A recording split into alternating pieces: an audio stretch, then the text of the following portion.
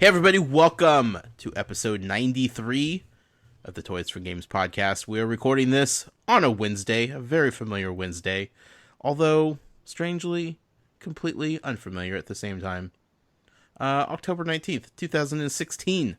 I am one of your hosts, Josh Brown. I am joined by the man who almost got stuck in VR, but managed to wiggle his way out long enough to record this podcast, Jason Greer. Good evening, Josh. How are we doing tonight? Fantastic. How is your PlayStation VR experience going for you? Going fantastic. Yeah? I've not touched it since Friday, though. I haven't been home. I wish I could say I'm surprised. I'm not. I want to. I wish I could play it all the time. Sure. I haven't been around. I'm just kind of shocked you haven't figured out a way to do your work in VR. Do I want to? Yeah. I told you I'm legit. Whenever I get around to playing Skylanders Imaginators, I'm putting in cinema mode, man. putting the portal on my chest. Sure. Laying on the sofa. Why not? Put a big old pile of figures on the floor. We're gonna have a good old time. It's like feeling for blind bags all over again. Right. Careful, there's some sharp points on some of them. I'm just saying. There is. That's very true. Yeah, so don't go just smacking your hand violently. Like, you got to be cautious. Go in with some finesse, you know. Best game on PlayStation VR that I've played so far, or not best, the most fun game that I've played on PlayStation VR so far, Job Simulator. Dude, so fun. Hilarious. I played the demo. I have the full one. I haven't played it yet, but the demo I had good fun with. It's so fun, and all I've done is the cooking. I haven't done anything else, but apparently there's tons of trophies to get, and there's a very easy platinum, basically just from playing all the different jobs, so I'm stoked about that. But yeah. Most fun I had, or I couldn't stop laughing, because it never gets old, beginning of Batman after your parents die for the 4,000th time. Oh, God. One, you sneaking between your mom's legs, looking at the guy, just being stupid. Yep. But then when Alfred comes up and you just act like you're mad and start chucking everything at Alfred's face. Yeah. Good fun time. Yeah, good fun all around. Why do we need to see Bruce's parents die again?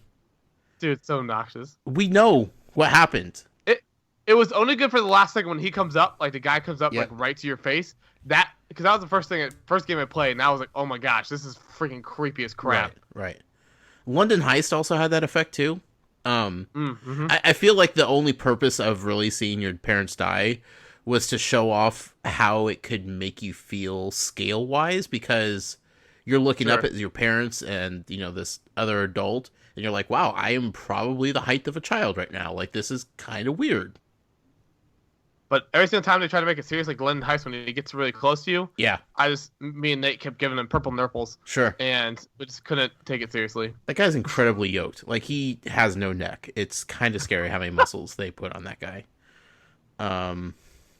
Anyway, there's a lot of fun things going on with VR. I have probably more things than I could possibly do with VR at this point, because you can't just play VR for hours on end. You need to let your mind rest. Right. And the setup and breakdown of the whole thing, it's a process, but it's a good one at that. I'm excited to try Thumper in VR. I heard that's intense. So anyway, speaking of Skylanders, we have a very special guest on this episode. I kind of spoiled it on Twitter, mainly because I wanted to see if people gave some awesome emails like they did last week when we had this particular guest on. I will say, last week was still better. This week, solid, though. Rejoining the podcast for...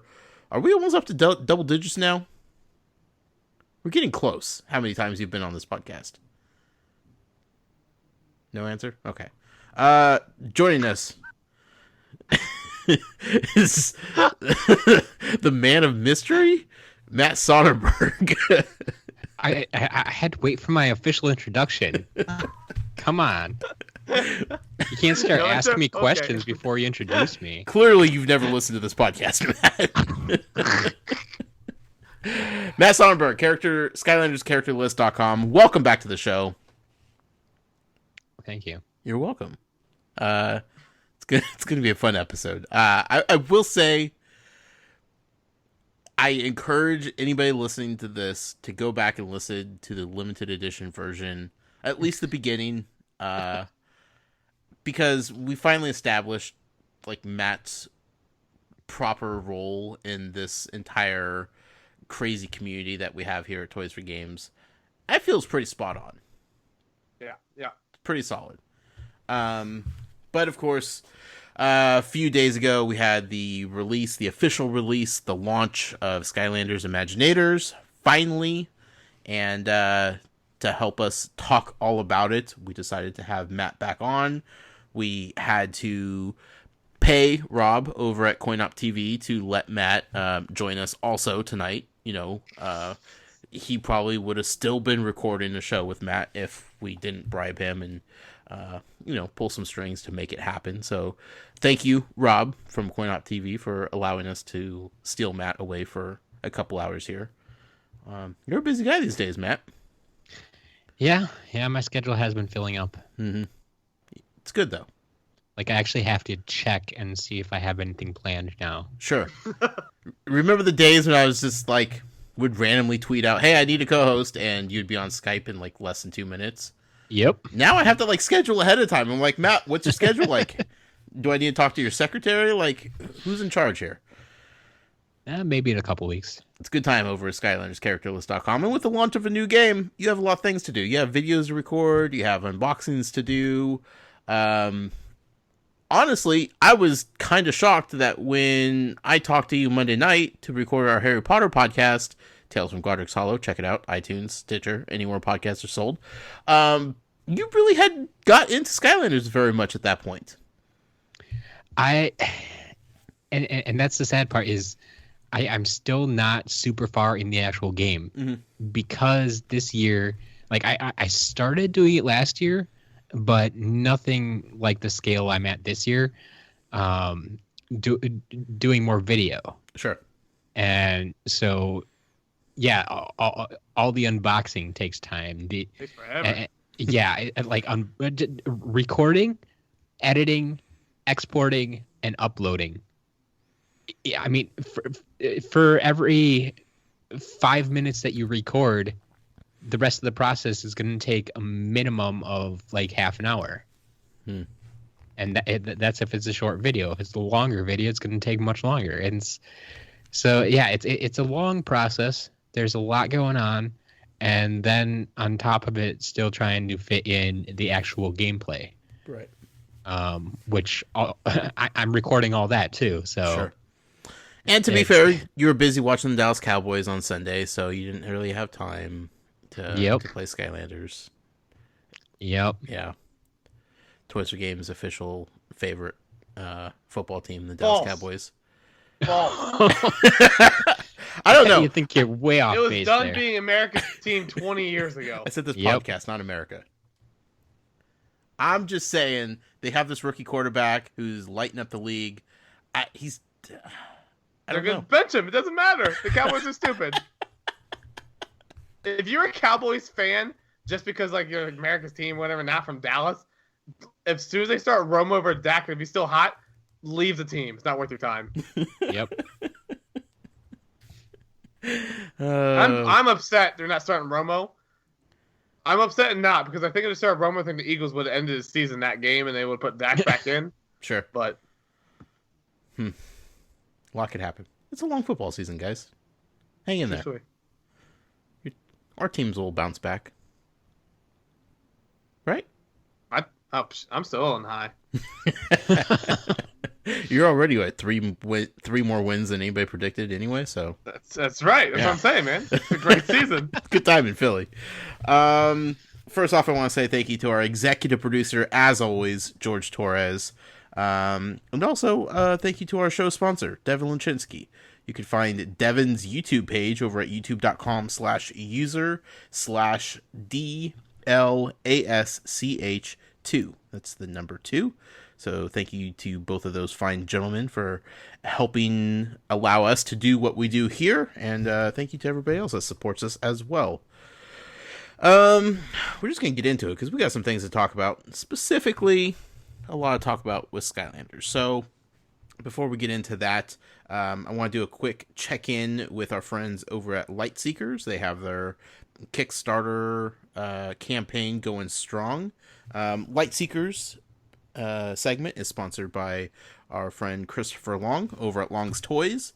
You could find him over at CLong83 on Twitter.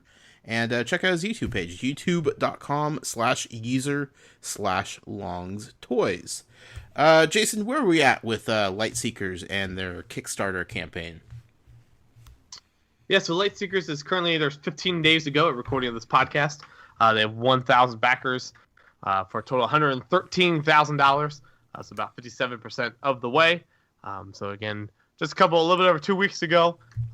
Still feeling pretty confident that they're going to match that goal. But by no means does that mean you should start letting up if you're super passionate about it. Sure. Continue to push out there and try to get other people involved, even if it's only a couple bucks. Again, every little bit helps. Absolutely. And like I've said before, the beginning of the end of each Kickstarter campaign is usually the hottest time. So they had a really strong start. Now they're like right in the middle where there's this lull in every Kickstarter campaign I've ever seen. Like this happens. This is just the nature of the beast.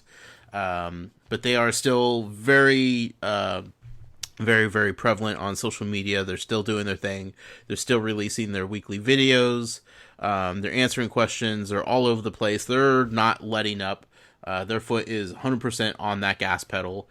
And, a couple more weeks to go. Like Jason said, even a couple bucks helps. So, if you have any interest in helping them or really just helping the Toys to Life genre as it is, even a couple bucks will definitely go a long way with that.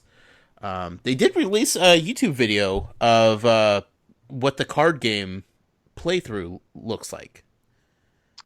Yeah, so there's about a 20-minute video that's up there on YouTube at their Lightseekers YouTube channel. I think it's I always forget what the handle is on that one. Lightseekers game. But yeah, so it's a 20 minute 41 second card game playthrough. Chris and Betty play their way through. So check it out. I haven't got a chance to check it out yet, but they show off some cool art design and notes, some of the cards, stuff like that, and show you how the game plays. So it looks pretty interesting. Mm-hmm. So be sure to check that out. If you have any interest in the card game aspect of the game, be sure to check that out. Sure. To be honest, that's probably the part I'm most excited about. Like that, I've mentioned to you guys before that the whole mobile thing isn't really my cup of tea. Right. But the card game, I think I could get into. Yeah. I was just going to ask you that. Like, I was very curious if that would appeal to people that may not be interested in the mobile game itself, if there's still market space for the card game aspect. Yeah, I totally think there is. And since it is a physical card game, that I think obviously is going to help it go a long way too. Is this 100% where the Skylanders card game, I can't remember, Battlecast went wrong? Yep. Well, it's already gone. Yep. Battlecast, the way they designed it could not be played physically. Right. I 100% understand why they didn't make it a physical game. But with that being said, there's ways they could have amended the rules to make it playable physically, and that probably would have been a better choice in the long run. Yeah. So yeah, it's good to see that they're obviously pushing it as a physical card game right away, and they say right in the beginning of the video, it's like they're playing 1-on-1, but you can play as many players as you want.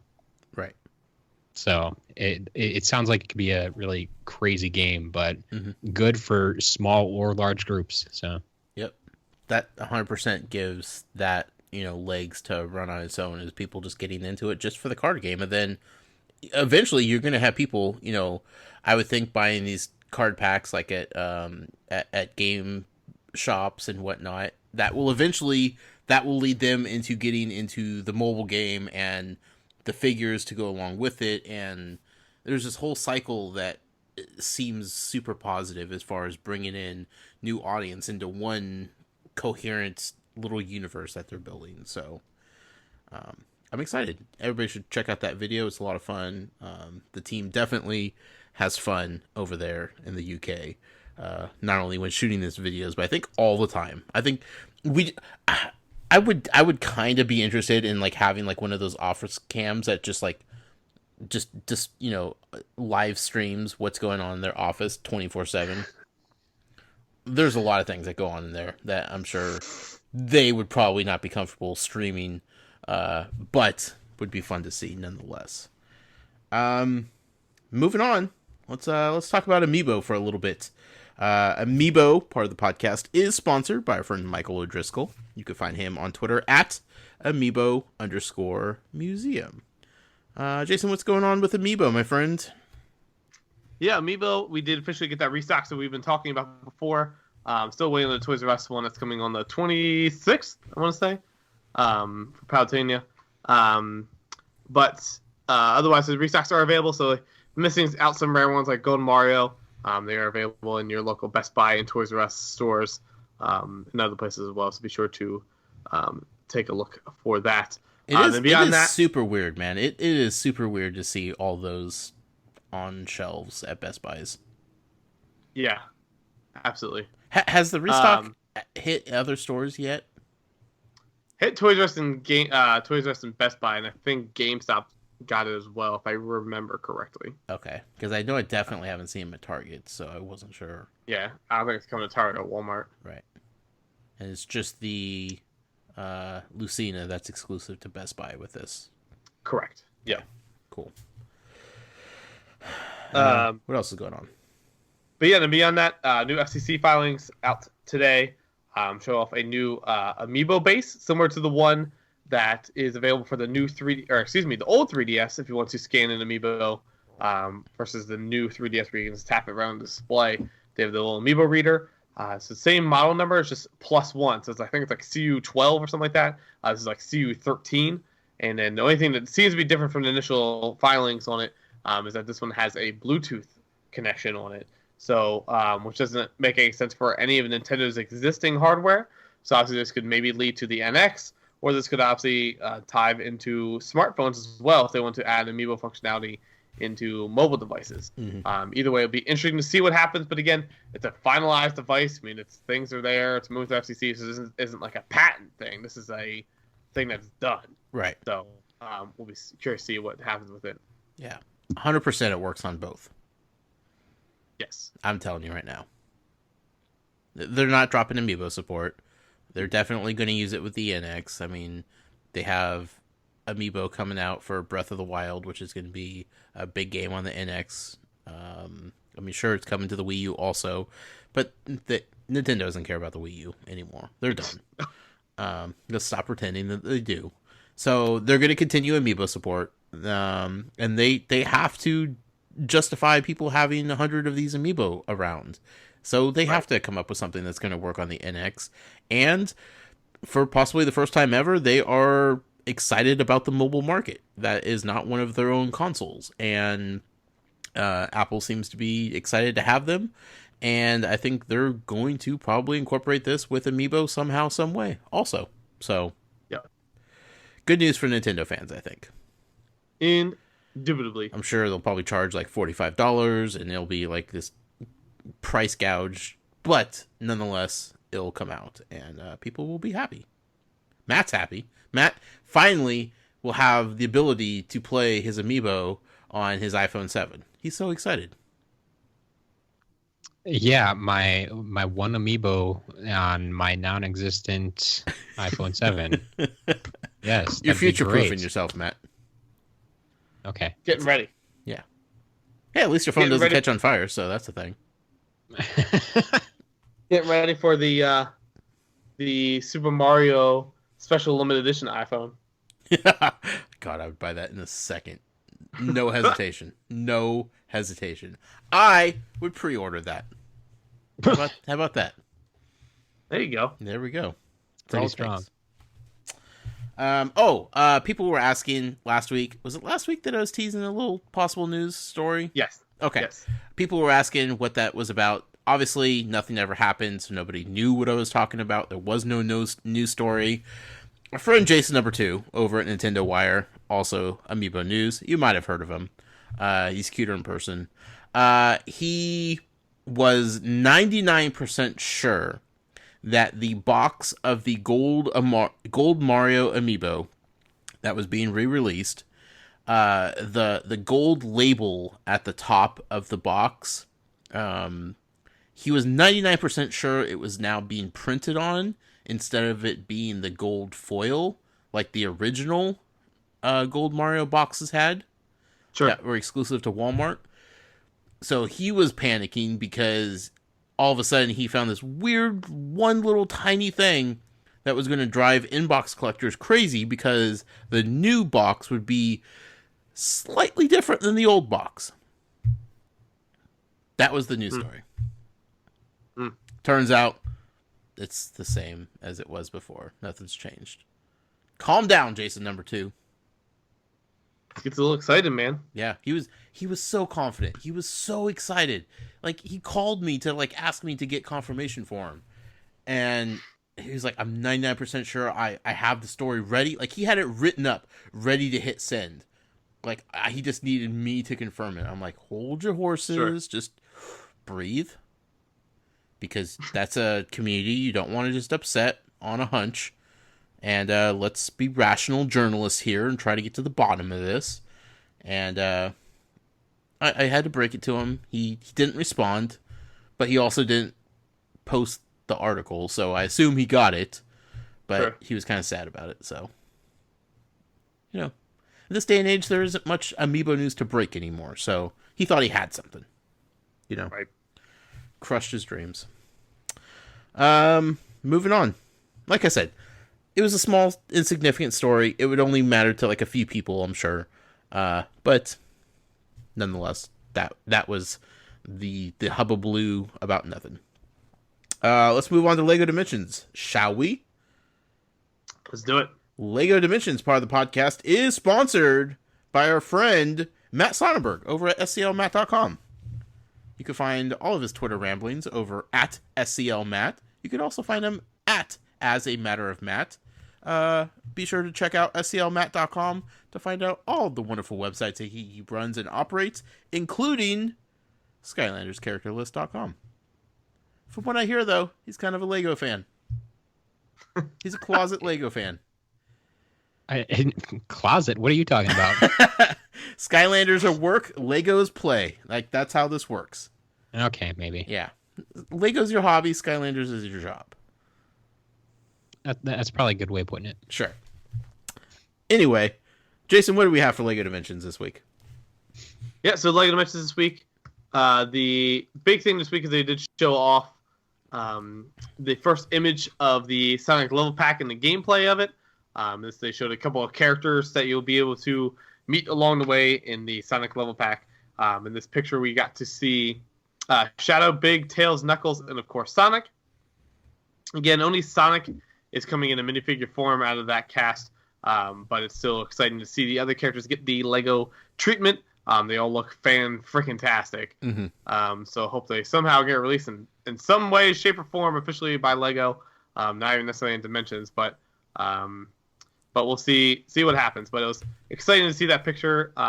Again, it was on Sunday, I think it was too, when they tweeted that out. Yeah.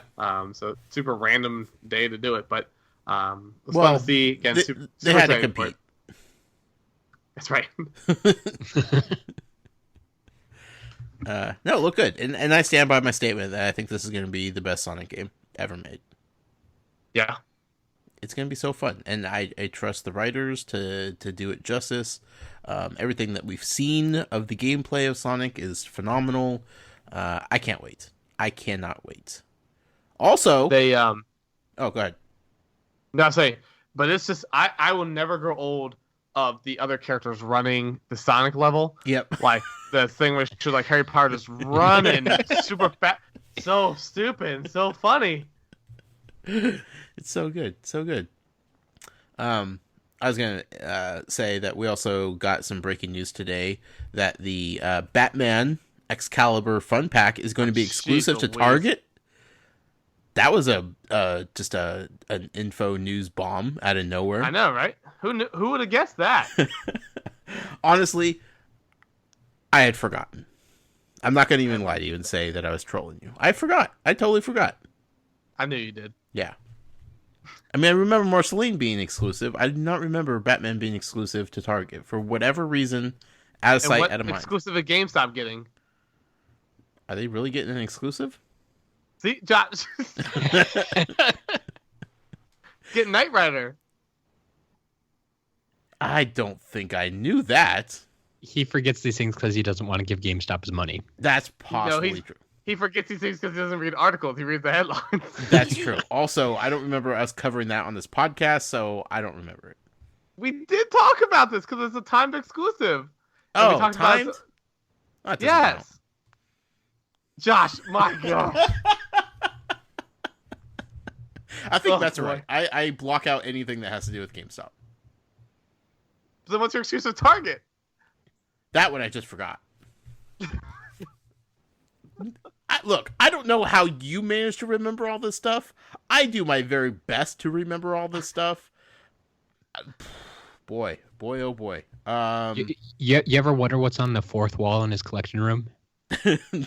Just a giant calendar and yarn strings. Yep.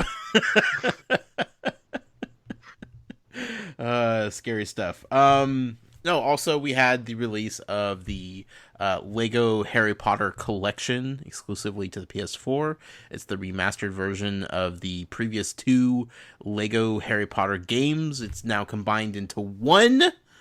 All the Harry Potter games remastered, looking fine, looking fresh for your PS4 enjoyment. Matt, you picked it up. I did. How are you liking it? I'm loving it. You've put more time into that than you have Skylanders, correct? To actually playing it? Yeah. Yeah. Okay. Just mostly because I want to get through it, get my platinums, and then I can focus on Skylanders again. Sure. So there's 2 platinums in it. Yes, there are 2 platinums. Because it was 2 games before? Yeah. It's still 2 games, it's just on 1 disc. Okay. Because they can do that now. Yeah. Whew. Technology, man. So it's good? You liking it? Yeah, it actually took me a little while to remember what was going on and like how different it was from the other Lego games. Mm-hmm. Like you don't just go in and start smashing stuff because it's magic based. And so like when you get Harry Potter right away in the beginning, you know all about year 1 now, so I'm not going to spoil anything here, but he's there with Hagrid. It's Harry and Hagrid right off the bat, and Harry basically can't do anything because he hasn't learned how to use magic yet. Oh, nice. And so you have to use Hagrid to solve pretty much all the puzzles up until the point where you get to Hogwarts and Harry starts learning spells. That's awesome. Yeah. That's what I'm saying. It's so good. It is so Harry Potter. Sure. But at the same time, it makes it that much different from any other Lego game. I like it. That's cool. I can't wait to play. Yeah. Yeah. Year 1. We're gonna have a race to the platinums, Matt. Nope. Race to the platinum. Okay, real talk. No. How's the denoming minigame? It's there. I mean, I wouldn't call it a mini game. It's for a gold brick. Okay. So I mean, it's not. I mean, super long or extensive or anything. Sure. But I think you'll enjoy it for what it is. I'm literally buying that game just for that. I don't believe that, but you're right. I'm also buying it so I can get the 2 platinums before you. You're right. Buying the Game Boy Color game, so just for the denoming. That's possibly true also. Well, good stuff. You have forebode me from actually playing past year 1 in this game, if I am to start playing it. So unfortunately, even just in the first section, they started focusing on all of these little small details and pointing things out. And I'm like, oh, that's gonna ruin it. Dang it. Dang it. This is my fault. I did this to myself. This is 100% my fault. If I just read Harry Potter 10 years ago like everybody else, we wouldn't be in this position. Yep. I'd have the platinums already. Very possible. Anyway, so has it compared to... do you think we're spoiled by having Harry Potter in Lego Dimensions any? Does it feel any different? I mean, obviously Lego Dimensions is such a good game, but it's somewhat, it's still a Lego game, but there are major differences between that and a standard Lego game. Can you compare the two? And that's part of what threw me off right away, is that I don't know when Lego Harry Potter originally came out,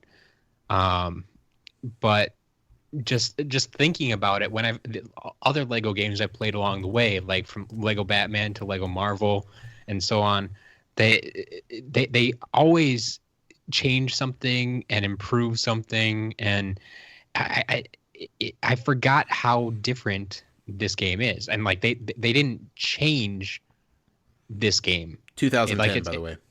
Okay, so I mean it's the same game, but they've put out so many games since then that just slowly over time our what we come to think of our impression of a Lego game has changed quite a bit.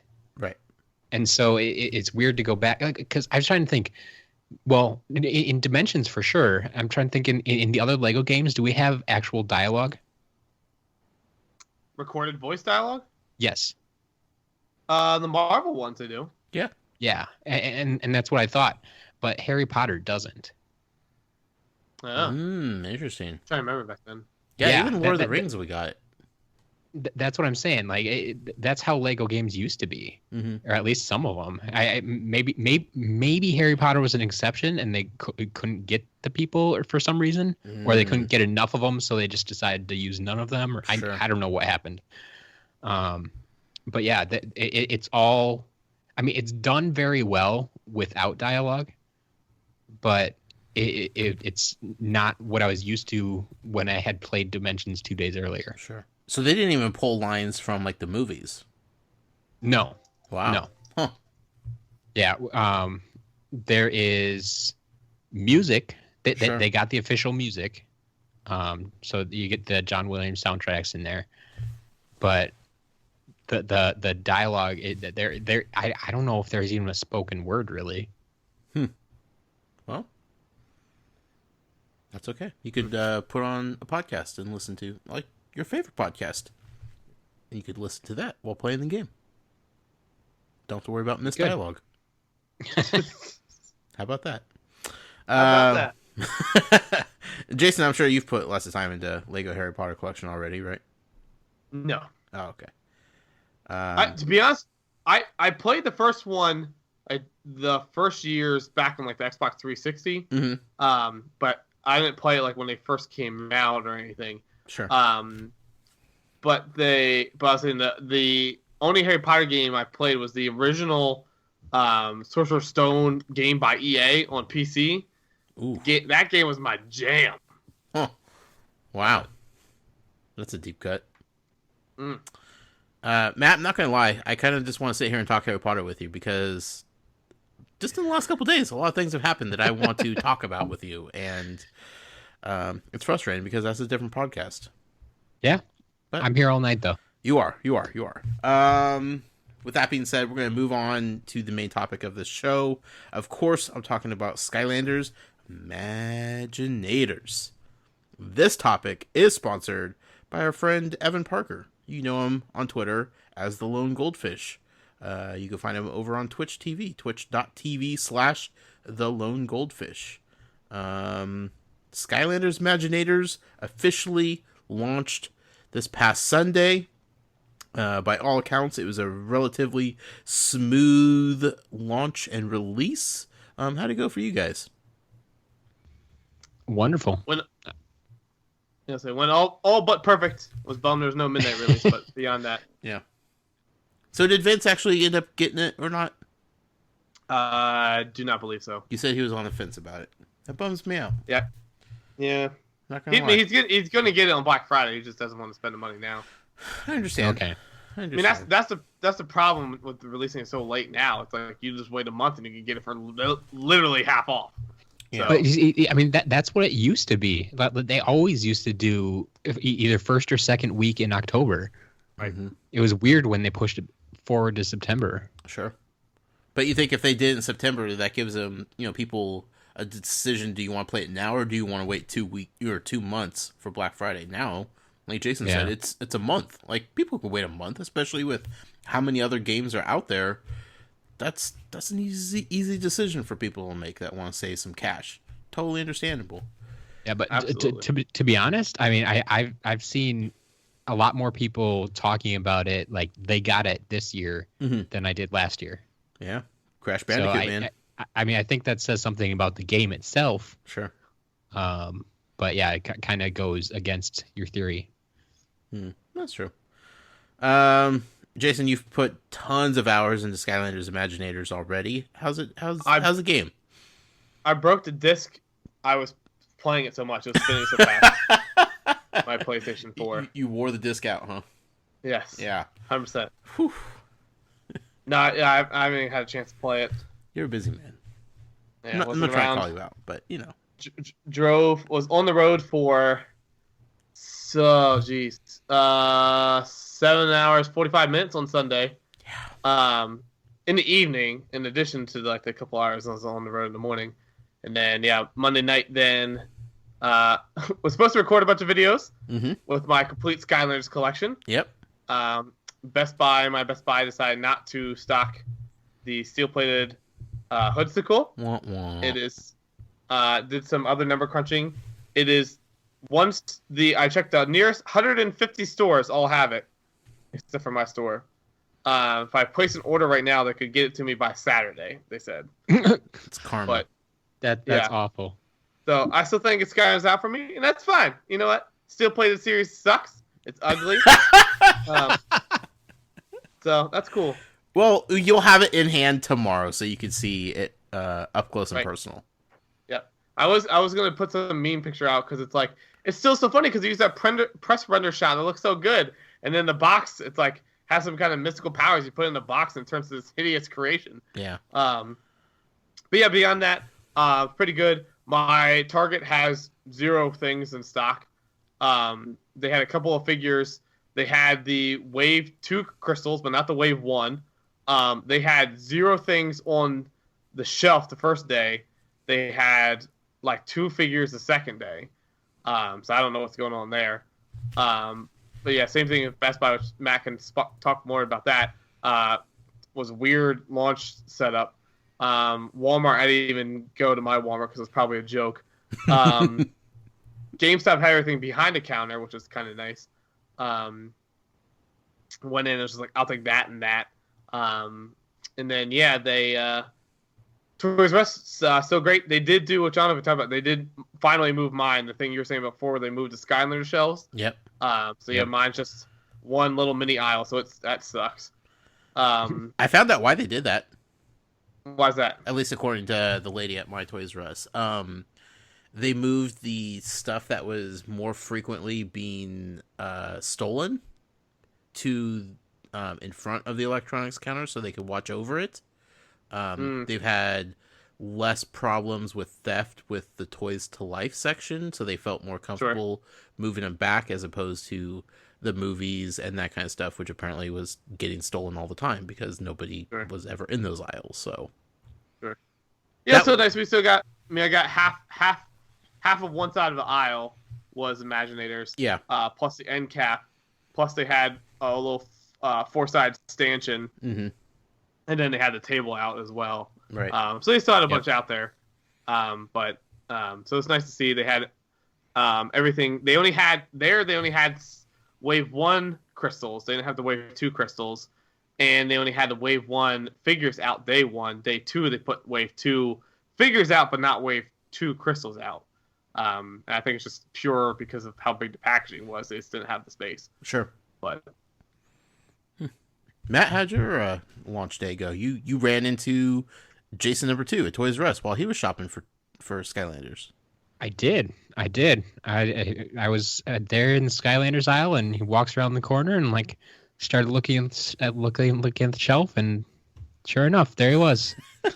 Did he know you were there? No, it was purely coincidental. And pause.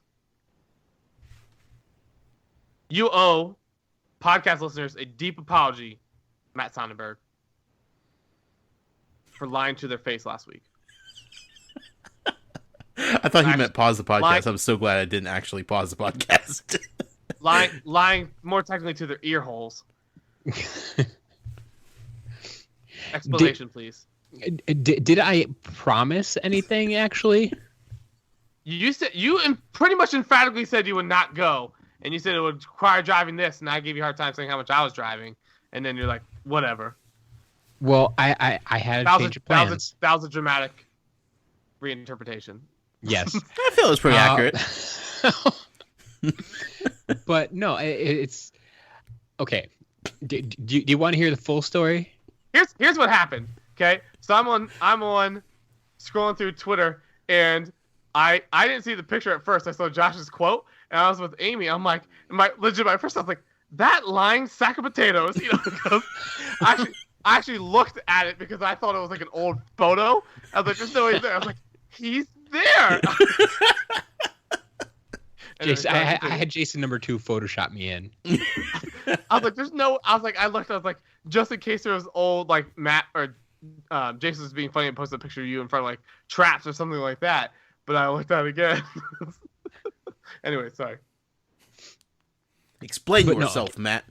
Okay, you just couldn't resist. You couldn't resist going to Toys R Us on Skylanders launch day. I get it. You're a Toys R Us kid. We don't blame you. Okay. You've already mentioned it. I'm a huge Packers fan. That was on the other podcast. It's true. That was on the loaned edition, but people know it anyway. That's true. So You don't even know which podcast we're doing right now, Matt, do you?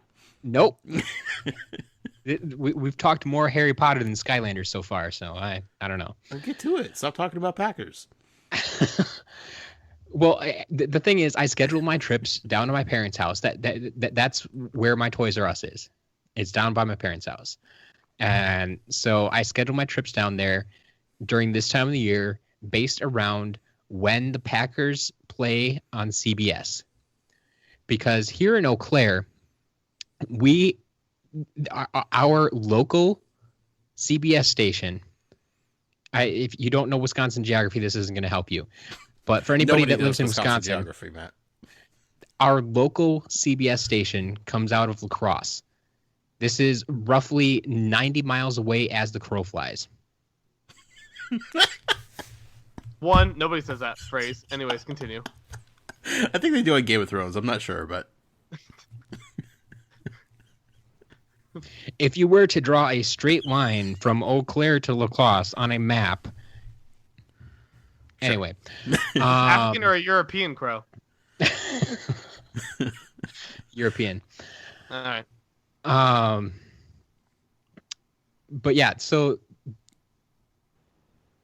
because the Packers played on CBS this Thursday, I was planning on going down this Thursday and like, okay, I can just focus on the starter packs and the crystals and all this stuff that I'm getting, and wait to go down Thursday, pick up the adventure pack and the rest of the crystals that I need and that sort of thing. But I had to change plans because some people I was going to meet up with Thursday as well couldn't make it. So I said, hey, I'll flip the plans. Don't worry about the game. It turned out that's when the games they're broadcasting on Twitter, so I can catch it anyway.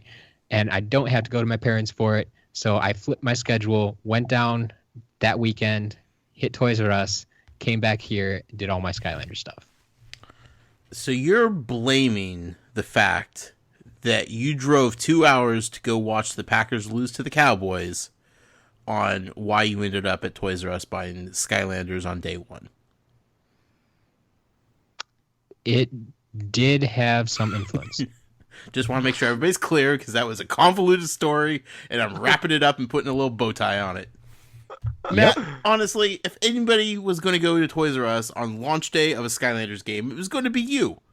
Like, I didn't believe you last week when you told us you weren't going to go. That was the plan until Friday afternoon when I decided to go home. So. Sure. Either way, did you have fun buying Skylanders? I did, and even though I ordered I ordered all the Sensei from Amazon, with with the bundles, mm-hmm. there was still plenty to buy in stores between, whether it be starter packs or crystals or the variants were the other big one because they weren't available online really. Right. And you're looking for chases. Absolutely. Yeah. My launch day, it was a busy morning, and I will preface it by saying I had completely forgot how fun it was to run around from store to store on a launch day, gathering different items. And it felt store exclusives. So good. Yes. No, absolutely. Like that made it so much more fun.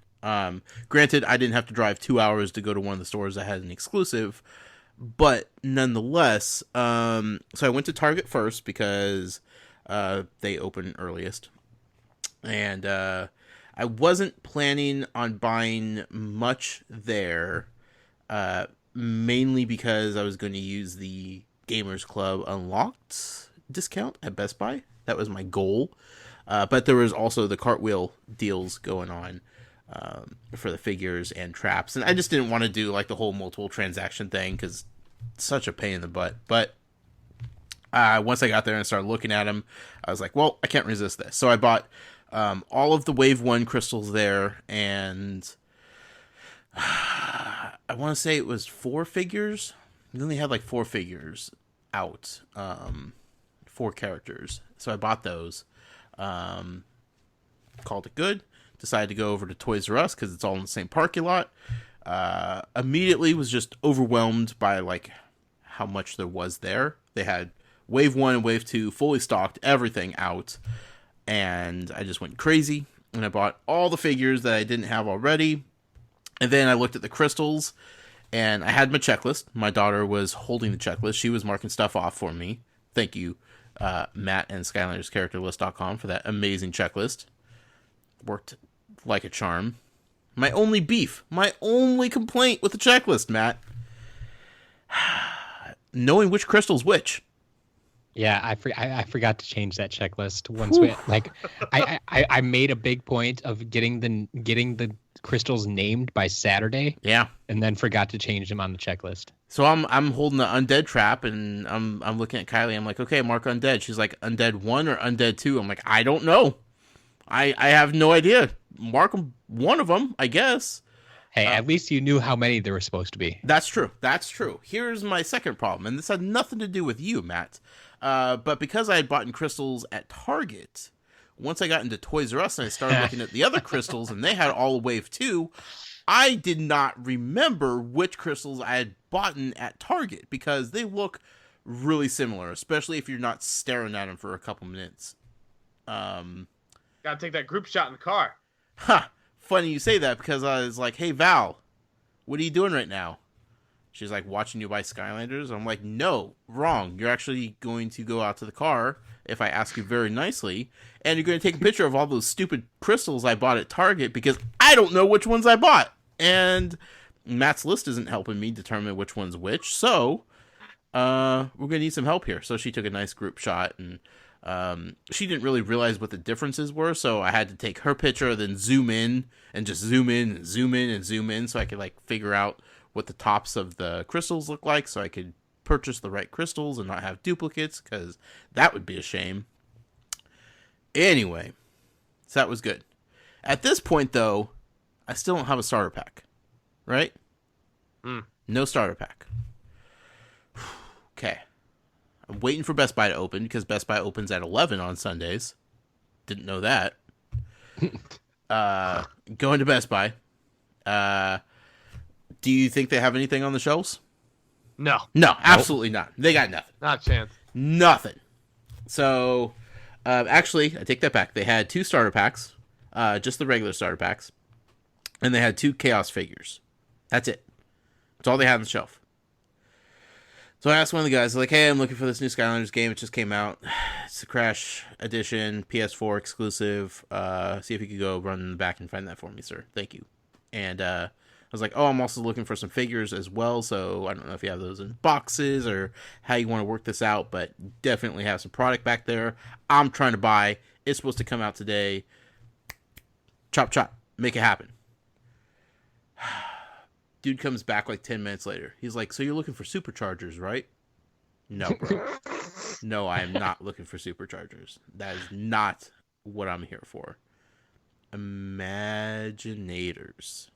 Say it with me. Crash Edition, Crash Bandicoot, ring a bell. Sound familiar? No, you're a millennial. You have no idea what Crash Bandicoot is. I understand. So then he leaves to the back, and I just look at Val. I'm like, I'm not going to stand here for another, what possibly could be the rest of the day, while this guy tries to find this game and these figures. Let's go. We're out of here. We're bouncing.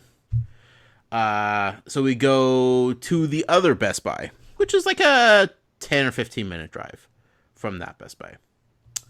And we go into that, ask somebody fairly competent, and they had all their Skylanders out. That they had a whole shelf full of steel-plated hoodsickles. So I picked one of those suckers up, and he ran the back, and he was looking for the Crash Edition, and he was like, nope, they're all sold out in-store and online. I was like, dang it. And at this point, sure, I could have bought it at Target. I could have bought it at Toys R Us, but I'm like, I just want that Gamer Club discount, you know? $20. $20 would go a long way in these days. At that point, I'm just like, I need to play this game. I can't just buy all these figures and not buy the game. Like, that's stupid. So, ran over to the Target that was next to that Best Buy and went in and got the Crash Edition, no problem. And as I was purchasing it, I ordered it from Amazon because, hey, got the discount on Amazon. Whoop, whoop. So now I'm just going to take that one back, which I just got in the mail, and I'm going to take it back to Target and get my money back and save $20 overall. And what could save you on the trip, too? What's that? Pre-ordering. Yeah, but all this fun that was had wouldn't have happened. That's all I'm saying. The starter packs going back and forth sound like so much fun. Yeah. It was tons of fun. I still haven't managed to drag myself into GameStop for the Dark Edition. No Dark Edition? I want it, Matt. It's the point of walking into a GameStop that I can't get over. Only way you're going to get Dark Crystal. I know. Those other 2 crystals in it, they're exactly the same as ones we already have, right? No. Are those the different 2? Well, the fire's the same. The fire's the same. The life is exclusive for now. Okay, so that's not one I've already bought in? No, it's not. I currently have 3 different life crystals. Well, that might have just sealed that deal. Anyway, launch day. Success. I had fun. Might as well go this week and get another Chaos figure. What do you mean? If you buy the Dark Edition at GameStop this week, you can get another Chaos figure. Oh, that's true. Yeah. I forgot about that. Yeah, I have 3. Did you get your Chaos figure when you bought it for at Target? Oh, yeah, I did. Okay, good. Yeah. And I also... Did you get when you bought it at Amazon? I haven't opened it yet. The box... I literally just got the box today. I haven't opened it. It's sitting downstairs. I hope it's in there. If not, we'll see. But I also bought another Chaos just in case, because I didn't know how all this was going to go down. So... But the creation crystals was a fun thing on Sunday. When we were going through the stuff, I was like, "All right, Amy, this is your time to shine." And she's like, "What's that?" Like before, she's just been pushing the cart and just trying to figure out like what's going on. And we're sitting at the end cap too, and she's like, "What's this do?" I'm like, "Don't." And she pushes the button. I'm like, "Amy, gosh darn it!" So we're sitting there, she's like watching it. So then we're sitting there talking about something or other. We're in the checkout line. I said something like this. I'm like, well, you won't know what that is. And she's like, no, I do know. It was in the video I watched. And I was like, oh, just the weed. But, so we're sitting there, so we're sorting through the creation crystals. And she's like, how many are there? I'm like, 31. She's like, 31? I'm like, well, they're not off today. She's like, okay. And I was like, this is really going to push your buttons. And she's like, what's that? I was like, there's 31. And she's like, okay. And there's 10 elements represented. And she's like, no, they didn't. I'm like, you bet your bottom dollar they did. And I showed her the picture. She's like, why would they do that? She's like, why don't they just make 32? Welcome to Skylanders, sweetheart.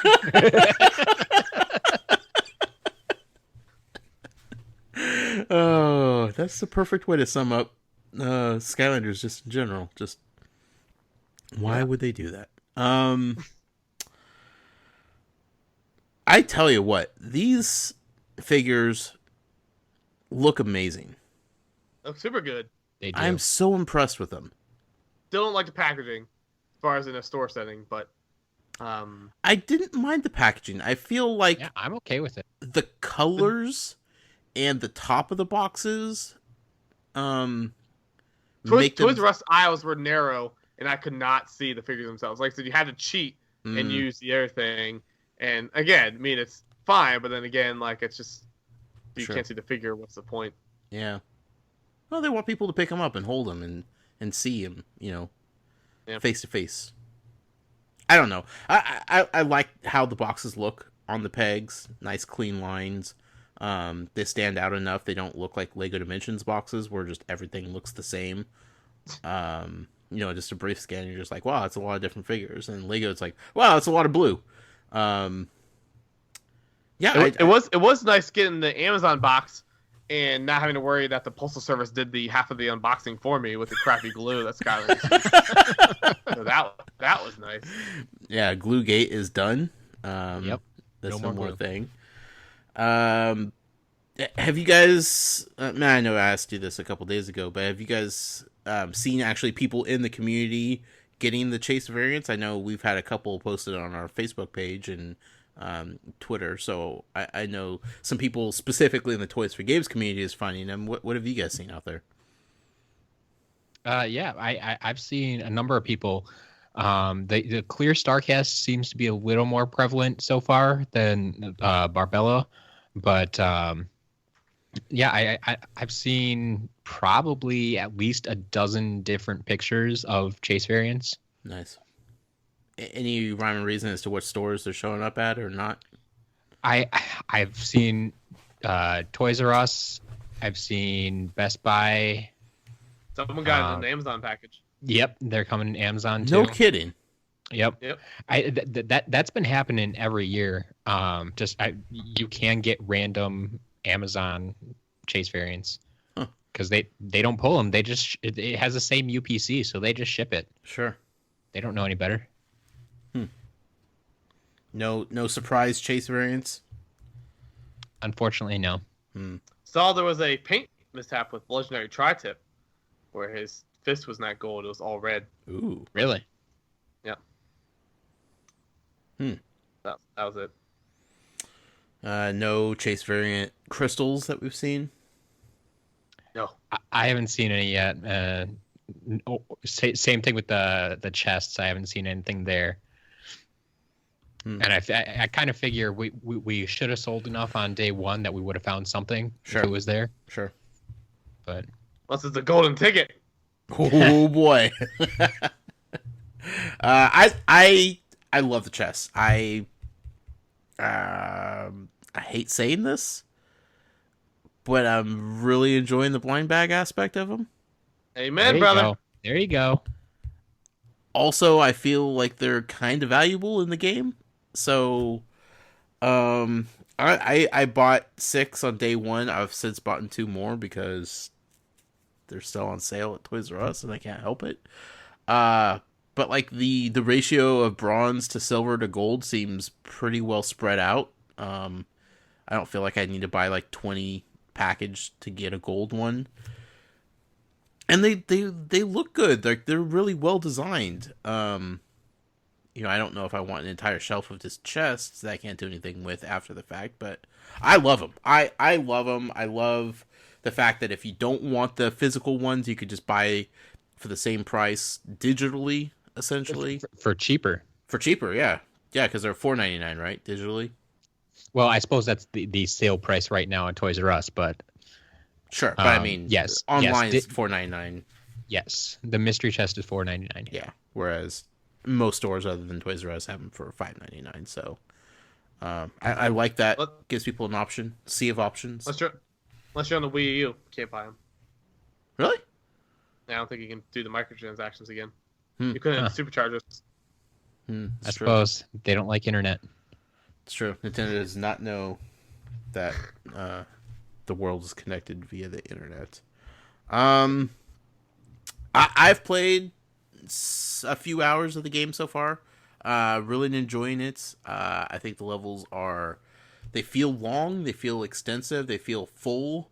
I don't feel like they're just a slog to run through.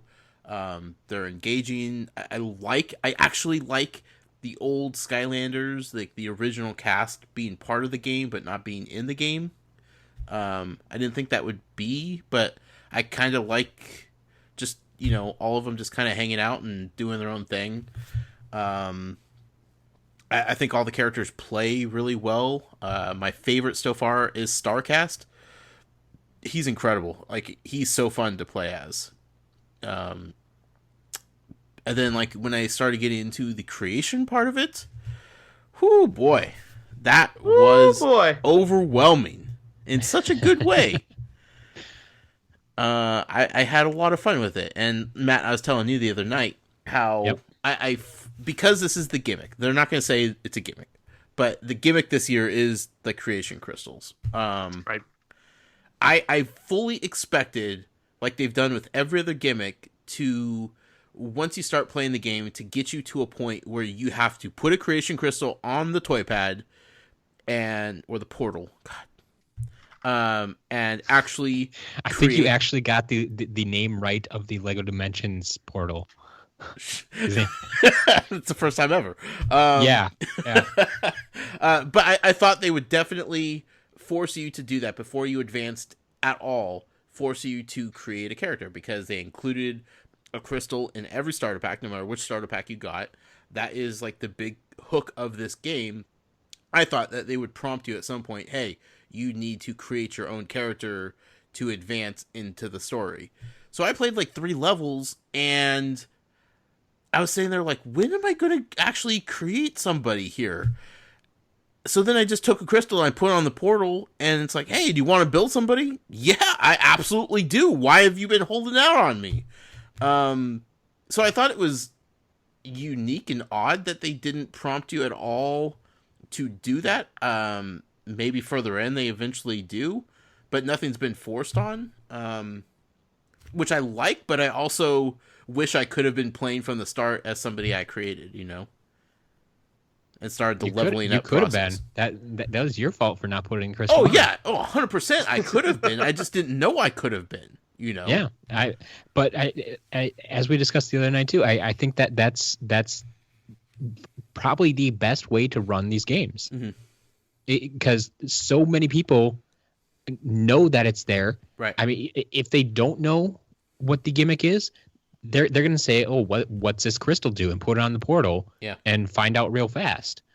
But there is no need to force it on anybody. Sure. I all I know is that I'm disappointed because I have all this gear that requires you to be several levels, and I can't touch it because I'm not leveled up yet. And I'm like, man, if I'd been playing those other levels from the start, I'd be golden right now, I saw that in all the previews. It's like, this requires a level 5 or a level 7. I'm like, well, that's kind of wimpy. Like, isn't there going to be any really expensive gear? Like, you actually have to be leveled up. But when you think about it, yeah, I mean, it is a couple levels before you hit those levels actually. So, and that's if you're using that one character constantly, right? That you're actually going to level them up. Whereas I know a lot of people actually go through different characters frequently, and so you may not even level up when you go through a single level. Right. But like, I like that they want you to keep playing to level up these created characters so you could use all this different gear. Like, my first character that I made is a sorcerer. It's a fire sorcerer. And between all the chests that I've bought and all the chests that I've gotten in game, I have like 7 or 8 sorcerer's weapons. And I can't choose any of them except the standard stock one because they all require you to be higher levels. And I'm like, man, I can't wait till I get to like level 5, level 6, level 7 to start touching these things. And then I think, well, look at all the other battle classes that I have weapons for and headgear and all this other stuff that I can't touch because I'm not going to be those levels. Like, you have to play a lot of this game to get like the full experience of using some of this stuff. Yeah, I'm just worried about actually the actual level cap of the Imaginators. Mm-hmm. So far, no one has found a ceiling. Awesome. So the base level for an Imaginator is level 15, or I should say the base level cap. Okay. So obviously all your figures still start at level 1, but without putting any senseis on the portal, you can go up to level 15. Mm-hmm. Then when you start putting senseis on the portal, that goes up a level each time. And apparently it works for all the senseis that are out now. All the variants increase it as well. Mm-hmm. And I've heard even the chase variants will increase it again. How about that? So right now, I think I heard, I don't know if they had, I don't think they had the chase variants, but I think max level cap you can get up to is like 33. Wow. And there's still more senseis to come. So if they're not stopping it at like 30, I have a feeling they're going to go up to like 50. And Right. that's going to be a really wicked Imaginator. I honestly hope it takes forever to, like, once you get up into like past 30 or even past 20, I hope it takes forever to level up through those levels. Sure. I really do.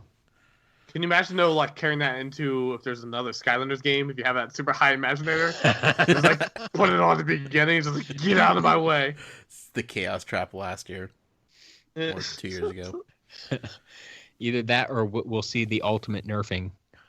Probably. God.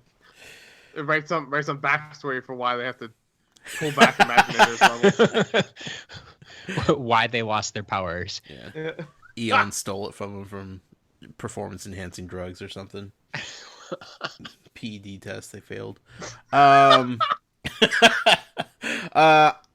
enjoying it. I don't know if you guys have anything else to say about the launch of this game. It came out. I haven't heard of any major bugs or issues with the game itself. There was a small day one patch.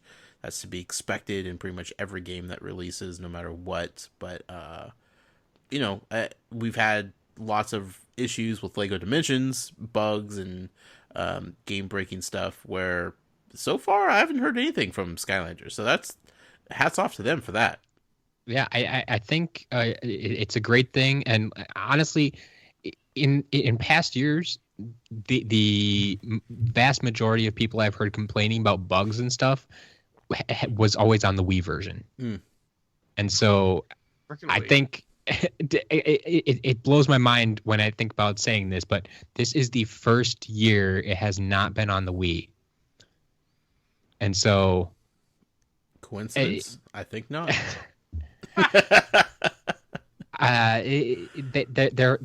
Their options are much greater in what they can do. So yeah. You didn't ask me about my GameStop story, Josh. I didn't know if you wanted to bring it up on the podcast or not. Oh, absolutely. I want to bring it up. All right, GameStop girl. Let's talk GameStop girl. Oh, that might have been my favorite tweet from the day. Well, he had to beat Jason number 2's tweet about finding a wild mat in the at Toys R Us. So, yep. Yeah. So we went to GameStop Saturday night because I want to pick up the Power A VR headset stand thing they have, the PlayStation VR headset. How is that, by the way? It's super nice. Okay. It's not worth the price point, but it's super nice. Sure. Because I feel like I need something. You know? Yeah. But it's just like the margin markup on that must be ridiculous. It's like, what is it, $49, $50 or something? Mm-hmm. That's the same thing. 49 or 54 or it is. It's like super high for a piece of plastic with a charger built into it. But yeah, it was. So anyways, went and got that. No GameStop girl that night. I said something about, I think she heard me. But then Sunday, I was like, I'm not gonna say anything. And open the door, and let me back up too. She knows about Games of Girl, like it's one because I think didn't I mention something about it like on one of the first tweets? I think when I talked about Amy and I said something about GameStop Girl. Yep. So I kind of had to give the backstory to it. So then somebody else that recently tweeted out something about her and Pretzel Girl, and Amy's like, "Who's Pretzel Girl?" Whoops. I was like, "This is another girl at Disneyland." But so anyway, so she did about that. So we go into GameStop, open the door, and I see GameStop Girl, and I'm like, "Oh, here we go. It's about to get fun." And so going, she's like, and GameStop Girl's like, "Hey, how's it going?" I'm like, "Good. How you doing?" She's like, "Good." And I was like, "I'm here to pick up my Dark Edition." She's like, "All right, sweet." Gets it all scanned up. Gets the Chaos figure, showing Amy some different things. I'm not saying anything. Like, it is what it is. And check out. And we go outside. First thing from Amy's mouth. "So is that GameStop Girl?" I was like, "Yep." She's like, "She's pretty cute." I was like, "Right?" I was like, and so it was funny. So like I was laughing. So we're walking back to the car. I was like, "I'm sorry. I need to stop." She's like, "What?" I was like, "Can we get a picture to post on Twitter?" She's like, "Oh, absolutely." I was like, "All right." She's like, "Should I like act mad?" I'm like, "Do whatever you want, babe." And so that's when she came with that face, and I gave like the "oh crap, I'm in trouble." Yeah. And so she's not on Twitter, so she's still learning how to use Twitter. But she was like, she was using the phone when driving to Best Buy, but she was just loving refreshing and reading all the notifications and everything. The best tweet of it all was from James Holian. Mm-hmm. Did you see his response at all? That day was a blur, so I probably did, but I don't remember it. Let me see. Let me pull it up real quick because I have to get the proper timing. Sure. Comedic timing. Of it. Yeah. So I said, yeah. So my tweet was, when you take your girlfriend to GameStop to pick up Skylanders, and we run into GameStop Girl and had the awkward face, and James Holian, when you already have the Chase variant, who needs the regular figure with the wing face? And I told Amy, she's like, "That's really cute." And I was like, so anyways, it was good fun, super good fun. She's a good sport about it all, and she's like, she was laughing about it all. So she's funny. She's funny. She's like jokes about different stuff. She's like, jokingly got upset with our picture of Hamilton or whatever. Got like however many likes on Instagram. Right. And then like a couple days later, posted the picture of Disney Castle, and it got like 40 more. You know. Yeah. So she's like, I was like, "Oh, to be fair, that thing's pretty rad." Yeah. And then she was laughing out crazy after my Beatles Instagram thing got like 1,400 likes out of the chaos. Yeah, that blew up. So I was like, well, don't think we're ever gonna touch that again, Amy. Yeah, you can't predict Instagram. No, you cannot. Instagram is the most unpredictable form of social media out there. Craziest weird thing. Yeah. I honestly don't know how people just use that. Like, just people who just use that. So I don't understand that. I don't know. Not at all. Val will sit there and she'll scan Instagram for like a half hour. I'm like, "Babe, what are you doing?" She's just like, "Instagramming." I'm like, You're scrolling so fast. Like, I don't even know, how are you absorbing the pictures? You're not reading the captions. Like, I know, right? What are you actually getting from this experience? It's just a slideshow." But she'll scan through all of them and hit that damn heart every damn time. It's better than it was like when I 10 months ago when I quit. Like, I was out Instagram completely of everything.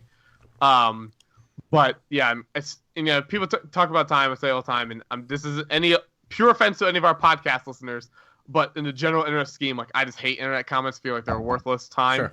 Like, Instagram would be my first thing I could turn off. Which they said they're putting that feature on for like verified and celebrities. I don't know what I need to do, but I would turn that on real quick. How much money do I have to give, and who do I have to give it to? No, absolutely. Yeah. Who do I need to send a Christmas card to? With a couple $100 in it. Awesome. Well, I mean, other than that, I think Skylanders Imaginators, it's here. We have a lot more to go. There's more releases on the horizon of all the different cool, amazing looking figures that still have not been released yet, aka Pinata. Christmas Chompy Mage. Yeah, Christmas Chompy Mage. That got reconfirmed today? Yep. Oh, and we forgot to talk about the Legendary Creation Crystals are coming too. Yes. Good call. So yeah, those are coming starting this Sunday. Toys R Us, $9.99, get a comic. with the That's not this Sunday. 2 Sundays, excuse me, 2 There you Sundays. go. Is it 3 different ones? 3 different Yes. ones, 3 Sundays in a row. Okay, so they're doing 1 week at a time like they did before. Yeah. Yes. October 30th, November 6th, November 13th. Okay. Thankfully getting different styles and stuff. So we're getting magic, light, and then life. Because you gotta get another life crystal out there. So does this bring the total up to 34 then? Yep. Yeah. Okay. Plus, I'm sure we're gonna get other variants. There's no way they're done. Sure. What if they what if they made a Christmas one that looked like a snow globe? Oh, they could do it. Like had some like snowflakes in it, you Sure. flip it up and down. Speaking of that game, did you see that the Dead Rising thing in GameStop? Mm-hmm. Dude, I canceled my Amazon pre-order and got it there. Which I'm going to go cancel that pre-order because now that has a freaking deluxe edition. So many options. Anyway, Matt, I can't wait for you to get more into it. Jason, obviously, I'm excited for you to start playing it and see what you think about it. We're going to be covering Skylanders Imaginators for a while. The Thrillipede counter, is that still a thing? Oh, it's absolutely still a thing. I will never take that thing down. 163 days. I was wrong. Josh was wrong. I predicted that it would show up with the launch of this game. I had a panic attack because Colin texted me Sunday morning. He was like, "Hey, what was that one Skylander that you guys that hasn't been released yet?" And I was like, "What?" Like I almost lost it. And he was like, "Astro Blast? Is that the one? I've never seen Astro Blast. I'm like, "No, Colin, stop it. Just get out of here." Not Astro Blast. That's the vehicle, right? No, that's him. No, that's a character. Oh, okay. Then yes, that was the one. He had never seen it in the singles pack before. Sure. So when he was unboxing and he saw that, he was like, oh, "This is it. This is finally it." I'm like, nope. It's not Thrillipede. I don't care. It was funny because I won't mention who it was, but somebody was sending me some messages asking what my plans were for launch, and they're like, "So did you pre-order the stuff, or you just wait and see what Skylanders sends you?" I'm like, "You're funny. You think Skylanders is gonna send me anything?" We're not that cool. We should be, but we're not. Well, I think that about wraps up the news part of the podcast. Let's segue over to the community question this week. With the launch of Skylanders Imaginators, everybody has all these new toys. LEGO Dimensions came out a few weeks ago. All this new stuff that people are getting. Holidays are coming up. I thought it was time that we asked the audience, how do you store and or display all of your Toys to Life figures? What would you do differently if you could? Now, Jason, before you read all of the great responses that we had, Yes. a couple things here. One, we're going to give away a $5 Amazon gift card to the response of the week. Matt, you are going to be responsible for choosing another one, so pay attention. No sleeping during this part of the podcast, my friend. All right. 3, you need to do better than last week, because last week you picked our good friend Sean Dolly as the winner of the Skylander Imaginator Sensei. He does not play Skylanders. He has no interest in playing Skylanders. He actually did research on Skylanders and the Senseis so that he could actually answer the community question with some sort of appropriateness, because he felt like he needed to participate because he's a great member of this community, but he knew nothing about it. So he emailed and he was like, "Hey, awesome. Thank you for picking me. Thank Matt for me, but yeah, I don't play Skylanders." So he's like, "I only kind of want Crash, but that's only because I know who Crash is, but I'm not like ever going to use it. I'm never going to get the game. Like, maybe you could ask the community, like, what Sensei is their favorite. Then you could send me that one, or you could just, just not give me one and just, we'll call it good." I was like, "Oh man." First I was like, let's just buy him a random Sensei, right? And send it his way. But it's just going to collect dust on the shelf. It's not going to do anything. It's not going to help him or benefit him in any way, shape, or form. So instead, he's going to end up getting the Marceline Fun Pack for LEGO Dimensions, because we know Sean Doley loves him some LEGO Dimensions. And he lives over in Scotland, and they're not getting Marceline until next February.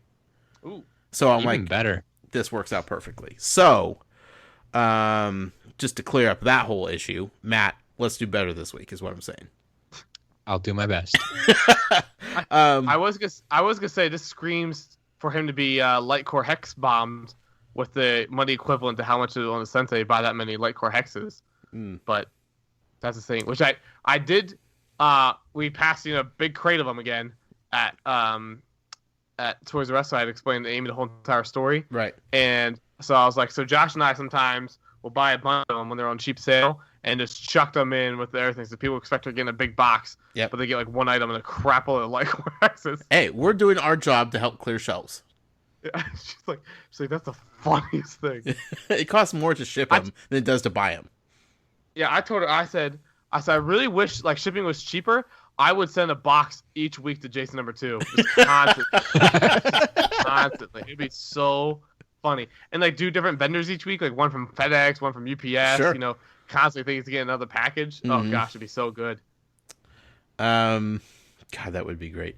Before you read all the response, start a Patreon for that? Like, is that a thing we can do? Yeah, we could do that. Like a Patreon of like Lightcore Hex Bomb. Sure. Yeah, maybe a Kickstarter or GoFundMe or something.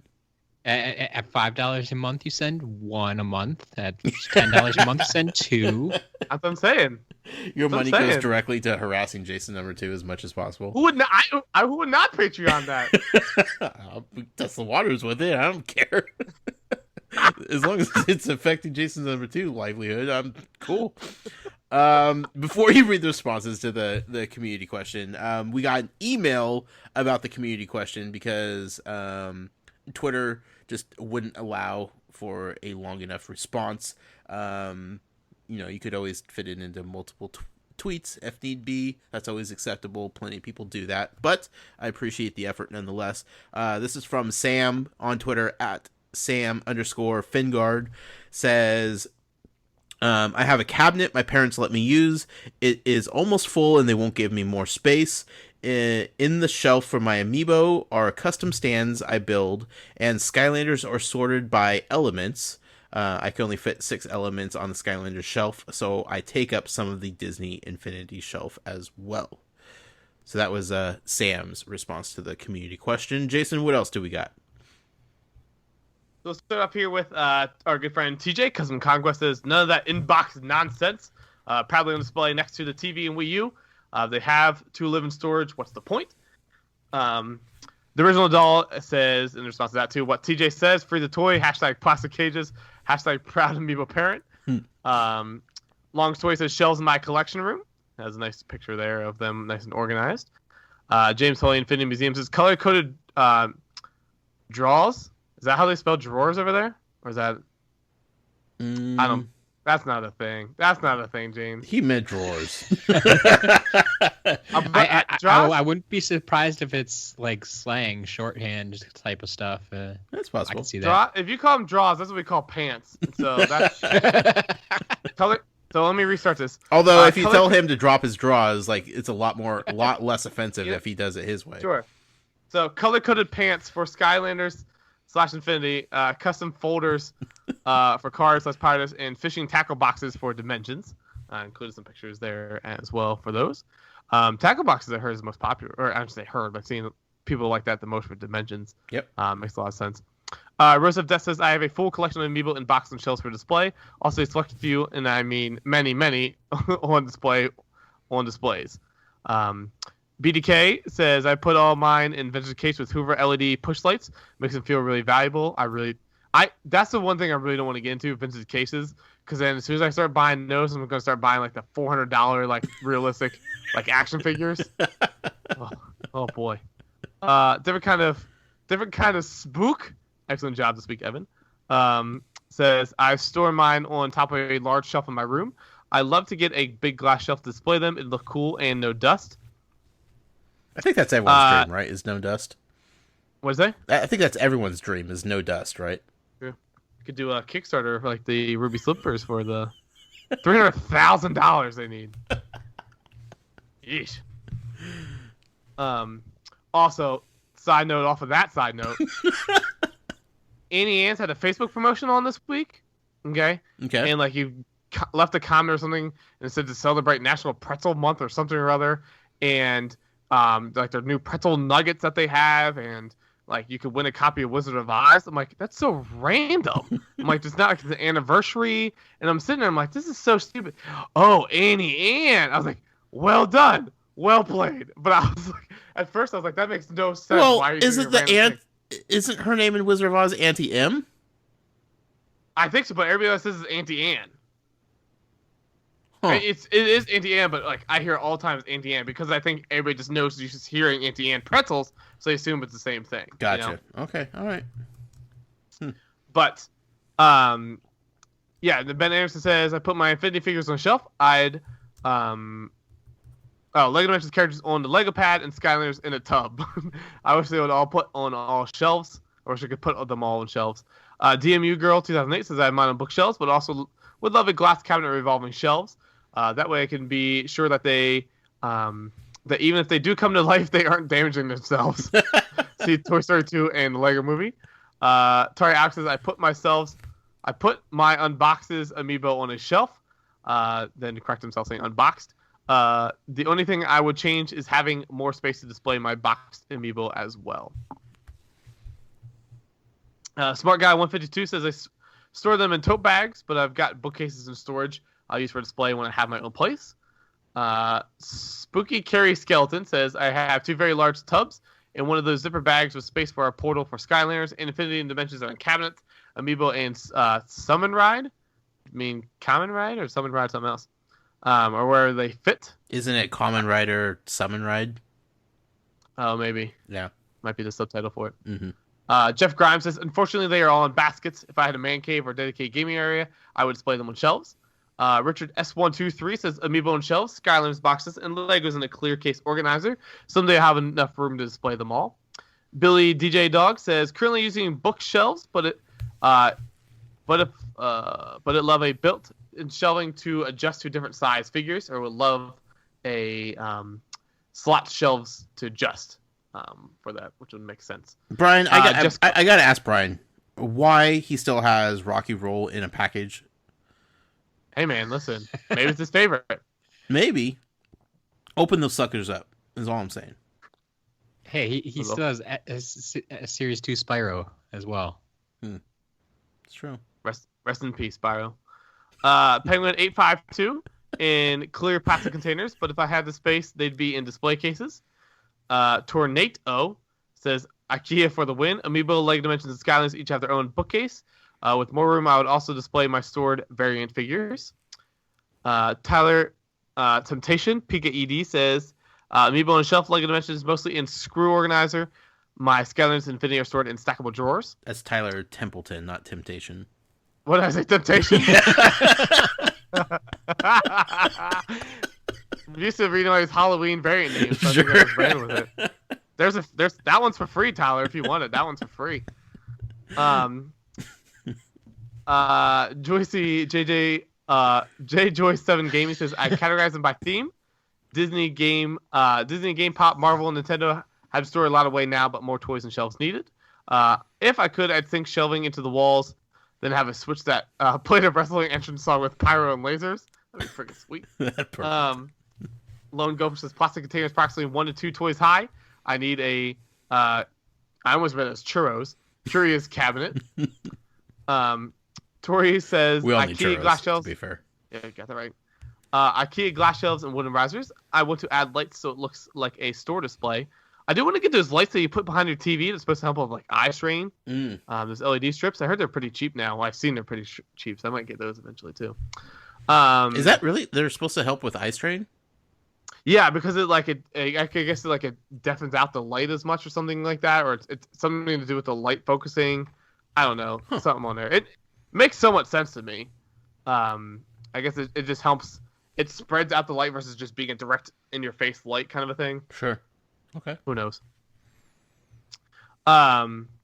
Samuel6128 says, I display all my Lego dimensions out in the open. I wish I had better storage.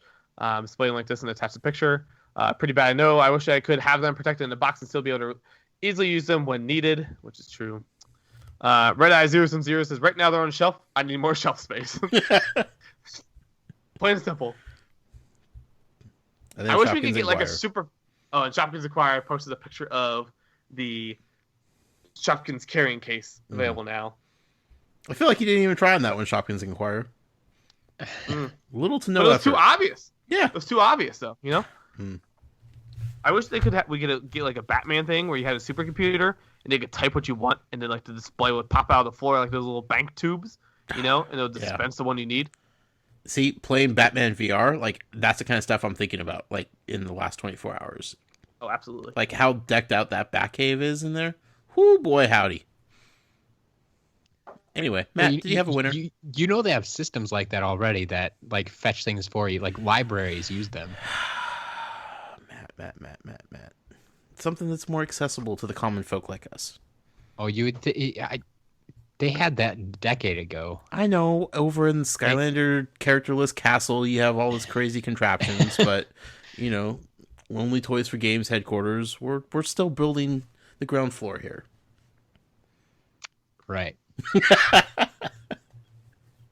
Matt, do you have a winner for the response of the week? It's tough, right? Yeah. I wanted to give it to Nathan for the IKEA shout out, but then I believe it was Tori went and gave us an IKEA shout out as well. Right.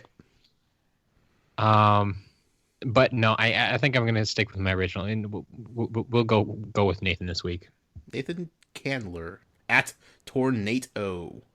You are the winner. $5 gift certificate to Amazon. Send me a DM on Twitter or email or get a hold of me in some way, shape, or form. I will get you a $5 gift certificate courtesy of SkylandersCharacterList.com. You're welcome. You're welcome. Oh, boy. Moving right along. We are going to go to the trivia part of the podcast. We have a trivia question this week. This is the Inquire This segment. This is where members of the community send in trivia questions based on the franchises that we talk about here on this show. We try to stump the expert of the show, Jason. But when we have special guests like Matt hanging around, we're going to do our best to stump both experts. It's going to be a fun trivia question. This is not competitive. I'm going to allow you guys to work together on this one. How's that sound? I think we can tag team that. Perfect. This question comes to us from Alex, better known as Atari Alex on Twitter. What? Today, I bring you my first trivia question for the Inquire This segment. Let's see how you fare. First of all, how much do you guys know about Pokemon? I used to know more. Okay. Year 1, a lot. Year 2, okay. After that, not a clue. Perfect.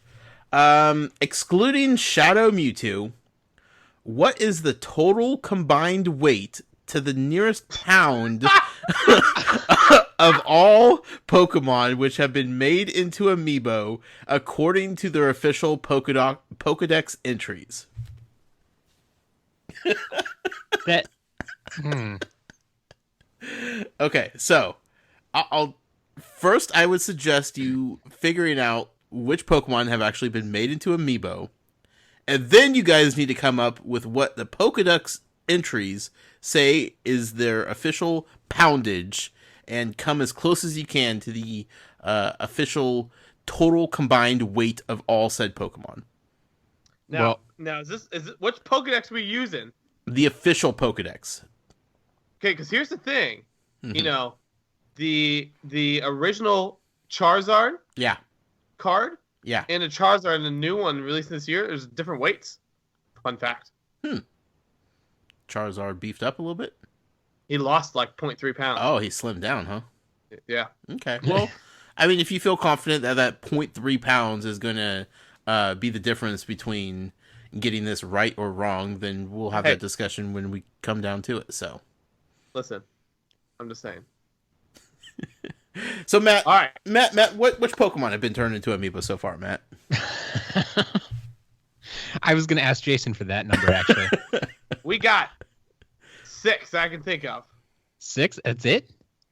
We got Lucario, Charizard, Pikachu, Jigglypuff, Greninja, and Mewtwo. Correct. We're off to a good start. Now, do you have any idea how much? Well, like I've never looked at weights of Pokemon, so Charizard weighs 170 pounds. Okay, so they do go rather large. Am I right with that number? You allowed to tell me that, Josh? You're within 30 pounds. See? Close. Okay, I'll give you that one. Charizard is 199.5. Oh, see, that's where the weight changed. Then it was on the 190. I thought it was on the 160. So 200 for him. So now you have a starting point for all of them. All right, hold on. I need to get a pen. Well, no, just give me weights. We'll go with it. Go with what? Matt's a human abacus. He could add this up, no problem. All right. So we got 200. Yep. Charizard. I'm gonna say Mewtwo. It's gotta be close. We'll go a little bit. We'll shed the 30 pounds. He's got those big thunder thighs. Yep. He has a big tail though, too. Yeah. I'm still 175. 175. All right. Next lowest. Somewhere between. Well, no, I'll say Lucario. Weighs a little bit more than Greninja. I think Greninja is a false positive. How much? 5 foot giant air pockets. Full of helium. Yep. Yes. Greninja, we'll say. Or no, sorry. Lucario, say 140. All right. Light on his feet. Greninja, down to 120. Unless he's soaking wet. Greninja will say 120. Then we're doing Pikachu and Jigglypuff. These might be the tough negative ones. number. Yep. Pikachu. Jigglypuff is the lightest of the Pokemon. No doubt. Pikachu goes on Ash's shoulders, so he should be light enough. Now, is it the Pikachu or a Pikachu? Listen, there is only the Pikachu. There's Pikachu, and then there's a little fat chubby thing that was on the original Pokemon cards. Pikachu. How much is a small child? How much is would a small child weigh? They always weigh more than I think they should. At birth or? No, yeah.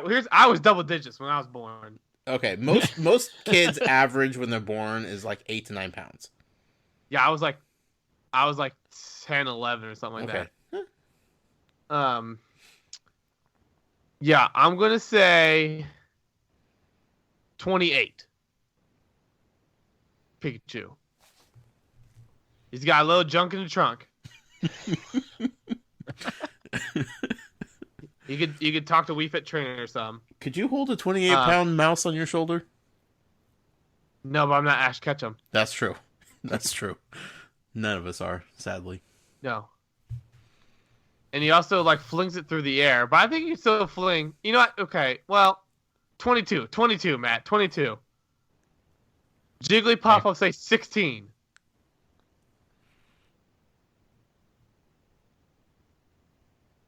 Because her little hairdo probably weighs 8 pounds by itself. Sure.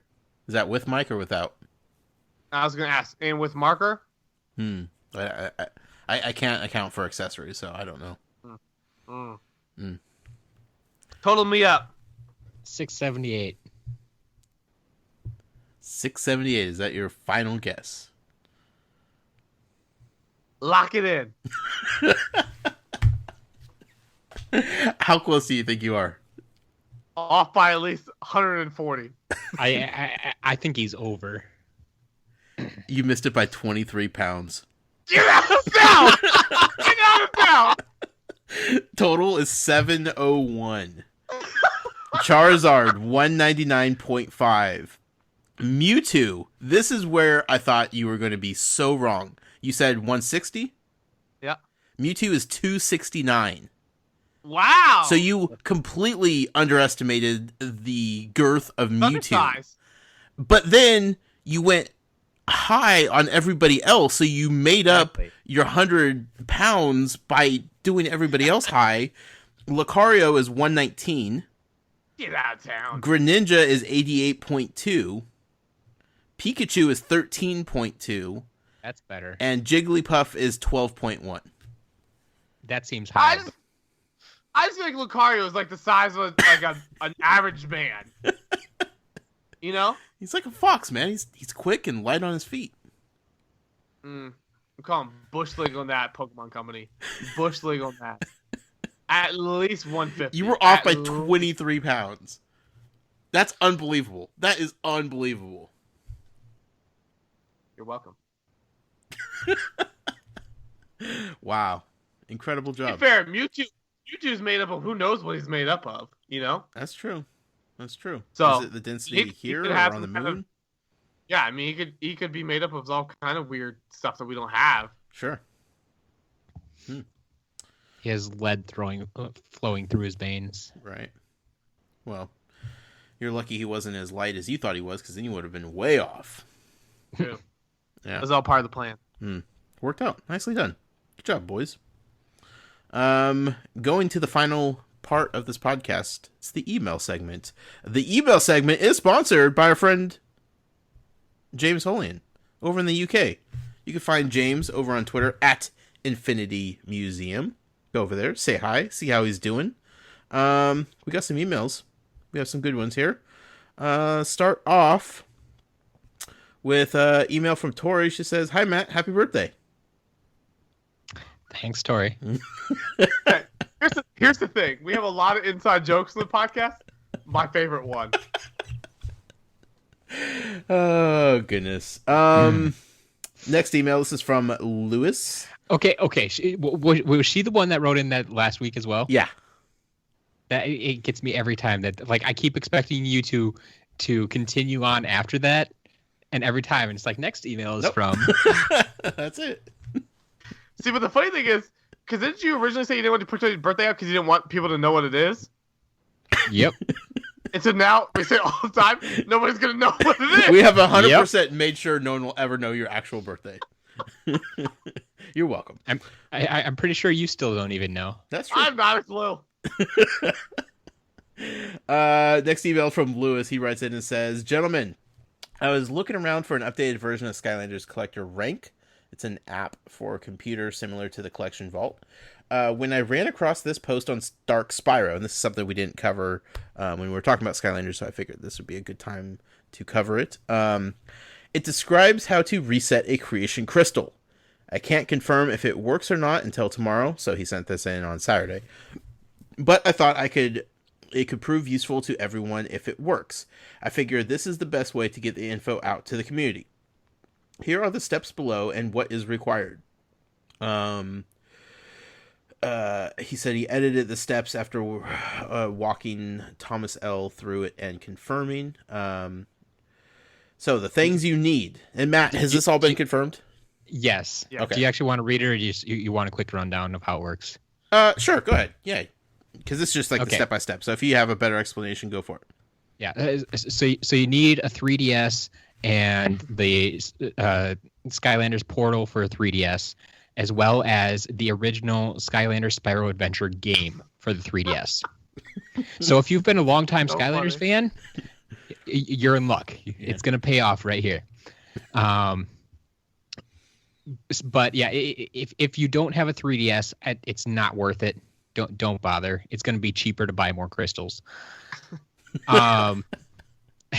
So basically, what you have to do is, if you have a crystal that you want to reset, load up Spyro's Adventure on the 3DS. Go find Wendell. He's the guy who allows you to scan in new Skylanders to the game, because that's something you had to do with the 3DS. So you go over to Wendell, you load it up, you put the creation crystal on the portal. It's going to tell you that there's an error and ask you if you want to reset it. For whatever reason, the code was written differently in Spyro's Adventure for the 3DS when there was a problem with the toy. So this is the only game it works with. People have tried it with the other 3DS games, and it just doesn't work. So go in there, hit reset. It'll reset your crystal. You're free to go. Unbelievable. My question is, how did somebody find this? Well, they knew about it because apparently it also works for traps. Oh, okay. So they had found this 2 years ago, and Gotcha. someone just remembered and it's like, hey, I wonder if this works again. Now, how they found out about how they figured it out for the traps, or who decided to try it then, Sure. that's a different question. But then in that game, at that point, it was only 3 years after the release of this game. Yep. The original, instead of 5 years after the fact. So. Yep. So there Getting is my a point. way. Again, proves my point. That's all they could fix it in the patch, but they won't. Yep, 100% they can. Anyway, thank you, Lewis. He said, I hope this helps out everyone. Have an awesome day, Lewis. So thank you for sending that in. Glad that we could have Matt confirm 100% that it does work. For anybody super concerned about that, you do have an alternate way to go about it. Next email, this is from Alex, Atari Alex. It says, Dear Josh and Jason, and Matt, of course. The anticipation for any news about the NX is at an all-time high, and yet we still know zero information about the next Nintendo console. Meanwhile, the hype for the Big N's most recent moneymaker, Amiibo, has died down considerably. In your expert opinions and pure speculation, how do you think the NX will integrate NFC technology, if at all, utilize Amiibo, and rebuild excitement for the Amiibo brand as a whole? Well, I mean, I don't know if it'll be built into the thing, especially with that Bluetooth thing that we got today. But I think it could kind of do one of those. I mean, Amiibo on a mobile system doesn't make any sense as far as like if it's a true mobile system that they want to take on the road. Right. Nobody's taking their freaking, portal and stuff with them or taking the figures. But it'd be nice if it docks in there and you could scan it there and then take that system with you on the go. Sure. That greatly adds value to Amiibo. Yeah. So they do add a functionality in that way. That'd be super awesome. And again, if they add it to their mobile games, even that would add, super awesome compatibility as well. Yeah. Touching the mobile market with smartphones and tablets will definitely help regenerate the interest in Amiibo. Here's the one thing that I don't think enough people think about or talk about. I know Amiibo are like Nintendo products, right?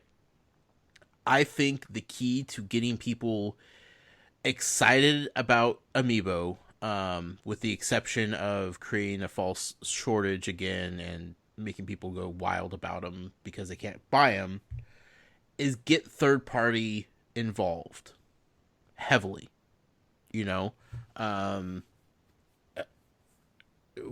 Shovel Knight, we saw, obviously, Splatoon, that's Nintendo IPs, but they're not the classic Nintendo characters. If they just keep turning out different versions of Mario and Donkey Kong and Zelda, it's only going to go so far, right? They need to get new upcoming games interested in Amiibo in some way, shape, or form, whether they take on the responsibility of making the figures and getting them all done, or whatever the case is. Like, would you buy a Red Dead Redemption Amiibo? Absolutely. Probably. A little cactus or something. A little skull head, or who knows. Like, that's what they need to do. They need to get third party involved, because if it's just their games, yes, it'll be fine. People will still like them. People will still buy them. the craze and excitement will not be there like it once was if anybody could just walk into the store at any time and buy them. Until they either A, figure out an absolute need and necessity to have them, and a reason to use them and play with them, or B, give them something that they're not going to see anywhere else on the shelves. For a while, that was just the Nintendo characters. You know, like Amiibo kind of launched alongside with the World of Nintendo figures, but up until then, we didn't have proper Nintendo characters represented in toy form. Now we do. Now we can walk into anywhere and buy anything Nintendo. So to reduce the oversaturation of Nintendo characters and Nintendo properties, spreading out to third-party games, which hopefully the NX will be in good standing with third-party developers, Rockstar and EA and Ubisoft and everybody else. If they could get those big AAA titles, you put out an Amiibo, you're instantly getting people interested in your version of the game. So it goes hand in hand. I think that's what they need to do. Sure. Matt, you agree? I think it would help. I still wouldn't see me getting into it, but I think it would definitely help bring Amiibo even more so into the mainstream and give the mainstream media more of a reason to cover it. Sure. Can't hurt, right? No. Final email of the night. This is from DMU Girl 2008. She said, "Hey guys, first of all, for the Harry Potter spoiler in last week's questions, I didn't realize what I had done until I was listening to the podcast." Matt, do you remember this? You got me thinking now. Like there have been a couple conversations I've had with you, where I know there have been spoilers or close to spoilers, and I just try to kind of let them roll. Sure. And I'm drawing a blank as to what happened last week, but okay. At this point, if I don't recognize it in Harry Potter, I don't really think it's a thing. So you're not spoiling anything because I don't know any better. Second, in answer to last week's question about which Skylander we would eat if trapped on a desert island, which actually got a lot of people talking on Twitter, I think my answer would be Sheep Creep, since he is playable in a trap, so it counts. There you go. Third, I think the better question would be if you were trapped on an island with a portal that brings Shopkins to life, which one would you eat? Strawberry one. I feel like that's only the right answer, right? Yep. It seems to be everywhere you go. Also, my daughter bought Shopkins this weekend while we're out Skylanders hunting. I'm like, what are you doing? You should have smacked the crap out of her hand. She had her own birthday money, and she's like, I want to buy Shopkins. I'm like, oh, really? But they're Skylanders. Did she find the chase variant of Shopkins? Yeah. I don't know. She got some gold glittery ones, and it's so hard to keep track of what's going on there. One of the Shopkins was a bottle of dish soap. And I'm like, what are you doing right now? I shamed my 8-year-old. DMU Girl has some rapid fire questions for us. Matt and Jason answer them as quickly as you can without thinking too much about them. That's why this is fun. Question number 1. Is it too easy to stumble into the store and buy something while opening chests? What? She's in the talking game. Skylanders. Oh. Jason, you wouldn't know this. You haven't played it. No, I'm sorry. I was forewarned about it, so I would say no. I haven't actually gone through and like given it that one extra click to see how many clicks you actually need to buy stuff. Mm-hmm. But if you're keeping your eyes on the screen, I think you're okay. It is one additional click past that. It's just one more click. Yeah, it's like, you sure you want to buy a chest? It's like, wait, no, hold on. Yeah. Okay. I didn't hit yes after that, so maybe it's not. I don't know. Yeah. Which previously established character have you used the most in Imaginators? I haven't used any yet. Well, no, I take that back. I guess I'd have to say Golden Queen. Okay, there we go. What Skylanders have you created so far? I haven't yet. Jeez Louise. Yeah, I went over this with Rob today. Like, I I haven't created any characters in the game. I've created a couple with the creator app because I have more parts unlocked there. So I've been playing around in there, but I haven't actually created one in the game yet. Okay. Jason, these next two you could actually answer. Having tried the game, do you think buying chests could spoil the fun, as once you have ultimate gear, there is nothing to hunt for in the game? No. Because there's tons of stuff, right? There is literally more than 1,000 parts to unlock. Yeah, that's a lot. Like, I mean, you would have to buy a lot of chests, and the fact of the matter is, in the chests, you can get duplicates. Okay. Yeah, Val was super concerned. She was like, so there's all these pieces that you haven't unlocked yet. You have to buy chests to unlock all. I'm like, no. You could gain chests by playing the game. She's like, okay. Because that's a lot. I'm like, yeah. Yeah, you can unlock... Chests are 100% unnecessary. Yeah. It's just a way to, in theory, unlock things faster. But yeah, you can get everything unlocked just by playing the game. As far as we've seen, and they've told us, nothing should be exclusive to the chests. So right. I mean, well, they also told us we'd get yawn traps and thrillipede. I mean, we have no reason not to believe them. How many blind bags and creation crystals have you bought? I'm at 6. Yeah, 6 blind bags and all the creation crystals, I believe, which is 18 so far. Yeah, 6 of those and all the crystals so far. Yep. Lego Dimensions. Which Wave 6 gadget vehicle have you found most useful so far?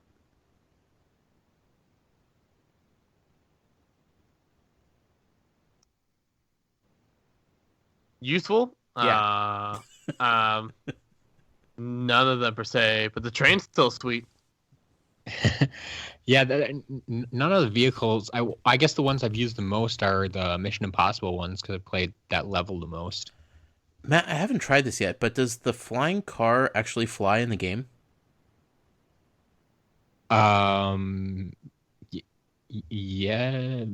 Yes.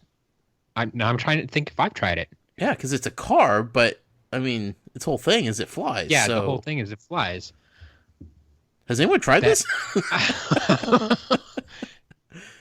Like I've seen like now you got me confused because like I just saw it flying yesterday in the Harry Potter collection. Right. Different game, Matt. Different game. Abort. Yeah. We'll have to investigate. I'm gonna have to double check, but. Her final question was, Josh, have you managed to sort out the Mission Impossible level yet? Nope. Haven't even tried. PlayStation VR and Skylanders, it's kind of been consuming all my time. So, I'll get back to it. Yeah. I promise. I'm still going with you're doing something wrong. Of course you are, Matt. Ye of little faith. Anyway, that's the show for you guys. That's all we got. It's been a fun one.